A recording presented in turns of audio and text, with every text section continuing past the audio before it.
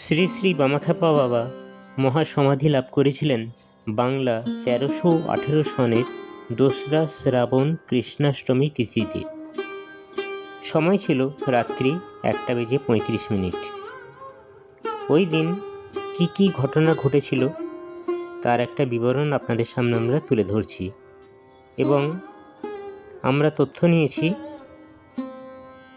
সবথেকে প্রামাণ্য গ্রন্থ বলে যেটা স্বীকার করা হয় সেই শ্রী বামলীলা গ্রন্থ থেকে।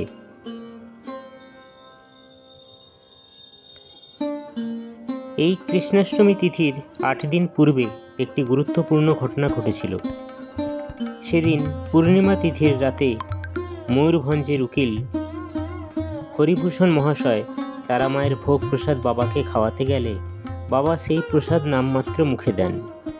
বাবার দুই পাশে বসেছিল শ্বেতফুল ও কালো কুকুর, তারাও প্রসাদ পায়। কিন্তু সেই সময় হঠাৎই কুকুর দুটি উন্মত্ত হয়ে বাবার দুদিক থেকে উঠে দাঁড়িয়ে পরস্পরের সঙ্গে কামড়াকামড়ি শুরু করে। বাবা তখন দুই কুকুরের মাঝে। বাবার ভক্ত নগেন বাগচি সামনেই ছিলেন। তিনি তৎক্ষণাৎ এগিয়ে গিয়ে দুই হাতে দুই কুকুরকে সবলে ঝটকা দিয়ে দুদিকে সরিয়ে দেন। অমনি সঙ্গে সঙ্গে বাবার নাসারন্ধ্র থেকে কয়েক ফোঁটা তাজা রক্ত নির্গত হতে দেখা যায়। উপস্থিত সকলে অনুমান করেছিলেন যে কুকুরের নখ বা দাঁত কোনোভাবে লেগে গিয়ে আঘাতের ফলে ওই রক্ত বের হয়েছে। কিন্তু আসল ঘটনা অন্য কিছু ছিল। বাবার ব্রহ্মরন্ধ্র ওই সময় ভেদ হয়ে গিয়েছিল এবং সেই জন্যই স্বাভাবিকভাবেই বাবার নাসারন্ধ্র দিয়ে রক্ত বেরিয়েছিল। ব্রহ্মজ্ঞ মহাপুরুষ নবোদ্বার পরিত্যাগ করে ব্রহ্মরন্ধ্র ভেদপূর্বক মর্তলীলা সংবরণ করেন। শ্রী শ্রী বামদেবের ক্ষেত্রেও এমনই পরিলক্ষিত হয়েছিল। এটাই ছিল বাবার মহাপ্রস্থানের পূর্ব প্রস্তুতি। কৃষ্ণাষ্টমীর আগের দিন অর্থাৎ পয়লা শ্রাবণ বাবা তাঁর আসন্ন মহাপ্রস্থানের পূর্বাভাস দিয়েছিলেন তাঁর ভক্ত ও সাধক রামগতি বন্দ্যোপাধ্যায়কে। প্রসঙ্গত এখানে বলি, এই রামগতি বন্দ্যোপাধ্যায়ের সঙ্গে আমার সাক্ষাৎ হয় ১৯৯২ সালে এবং তখন তিনি নিজের মুখে আমাকে সব কথাগুলি বলেছিলেন। বাবা রামগতিকে একান্তে বলেছিলেন যে, ওরে, এবার আমি চলে যাব তারামায়ের কাছে, আমি আগামীকাল দেহ রক্ষা করব।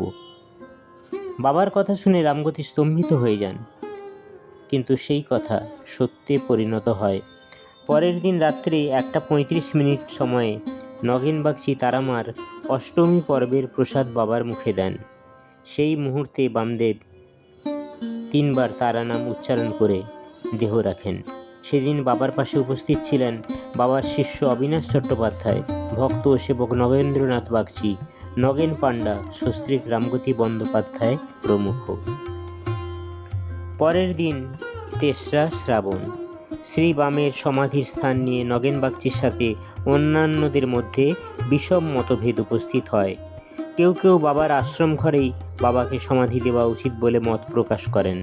তখন নগেন্দ্রনাথ বাগচি সকলকে বলেন, গত ২ মাস যাবৎ বাবা মহাশ্মশানে শিমুলতলায় তারামার পাদপদ্মে এলে তাঁকে বলতেন, এই নিমতলায় মোক্ষদানন্দের সমাধির পাশে আমায় উত্তর মুখে বসিয়ে সমাধি দেবেন লগেন বাবা। অঙ্গুলি নির্দেশ করে স্থানও দেখিয়ে দিতেন। কিন্তু নগেন বাগচির এই কথা উপস্থিত সকলে বিশ্বাস করলেন না। মতভেদ চলতেই লাগলো। অবশেষে শাহাপুর নিবাসী জমিদার মুরারিমোহন পাল ও পোপাড়ার জমিদার যোগীন্দ্র চৌধুরী মহাশয় ঘটনাস্থলে উপস্থিত হন। তাঁরা নগেন বাগচির মুখে সবিশেষ শুনে খ্যাপা বাবার আদেশ মতো নিমতলাতেই সমাধি দেওয়ার সিদ্ধান্ত নেন। যখন নিমতলা খনন করা হয় তখন দেখা যায় যে এক প্রাচীন মন্দিরের ভিত্তি মাটির নিচে রয়েছে। কিংবদন্তি আছে সেই মন্দিরের ভিত্তি ছিল তারামায়ের প্রথম মন্দিরের, যার নির্মাণ করেছিলেন জয়দত্ত সদাগর। তারই মধ্যে ৬ ফুট গভীর গর্ত করে বাবার সমাধিদানের ব্যবস্থা করা হয়। শ্রী বাম বলতেন, মরব আর অমনি যাব ব্রহ্ম মিশায়, তারামার চরণে লুকায়, শিমুলতলায় লুকায়। মায়ের কোলের ছেলে মায়ের কোলেই রইলেন, যিনি তারা তিনিই বাম।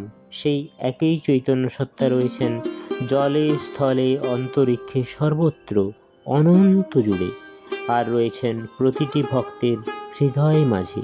যে তাঁর ভক্ত তদ্গত চিত্ত, শুধু সেই দেখে সেই বোঝে, তিনি তাঁরই সাথে নিত্য লীলায় রত।